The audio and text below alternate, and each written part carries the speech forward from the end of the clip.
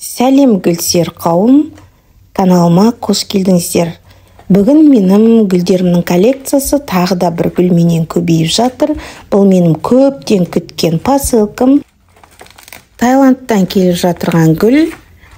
Бұл гүлдің аты Монстера. Монстераның тайское созвездие деген түрі. Көптен күткен посылкам бүгін қолыма тиіп, мен өте қуаныштымын. Достар, егерде сіздің коллекцияңызда да тайское созвездие немесе тіпті гүлдердің басқа сорттары болса, онда сізде қандай гүл бар екенін пікірге, комментарияға жазып кетулеріңізге болады, және лайк басуды ұмытпаймыз.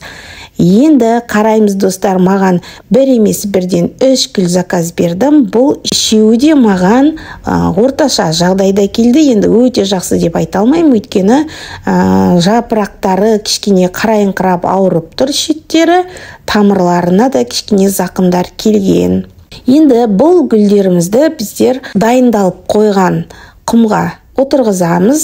Ол құмның құрамында перлит, вермикулит және кокосовый чипсы араластырып қойған арнайы құмым бар. Қандай да бір бактериялық ауруларменен ауырмау үшін, шіріп кетпеу үшін угіл қосамын. Угілді жалпы қай гүлге қоссақ та болады. Монстераны біздер отырғызарда өзінен сәл ғана үлкен шелек аламыз, бірінші тамырлары әбден алып кету үшін оған біз міндетті түрде карнивин сеуіп аламыз. Тамырлардың тез құмға өсіп кетуі үшін карнивин қосамын.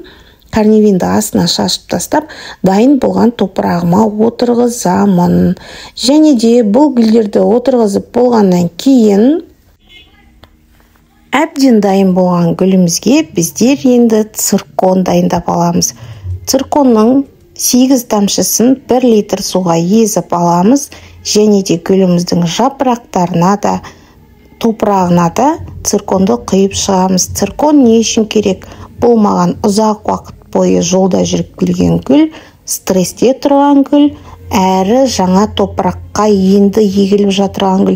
Міне осы стресстің барлығына да, яғни стресс дегеніміз бұл гүлдегі ауру, осы аурулардың барлығына да циркон жақсы көмектеседі. Циркон сеуіп алғаннан кейін ашық күйінде осылай 1 сағат, жарты сағат тұрады. 1 сағат демалдырып алдық. Енді бұл гүлге біздер теплицалық жағдай жасау үшін зип пакет қолданамыз. Зип пакеттің ішінде гүлдеріміз 3 күн тұрады. 3 күннен кейін бұл пакеттерді бірден шешіп тастамаймыз. 3-ші күн дегенде аузын сәл ашық қоямыз. 4-ші күні тұрады. 5-ші күні ол пакеттен ала беруге болады. Достар, осыменен видеомды аяқтаймын. Егер де сіздерге видеом ұнаған болса, онда өз пікірлеріңізді жазылуды ұмытып кетпеңіздер. Назарларыңызға рахмет. Келесі кездескенше сау саламатта болыңыздар.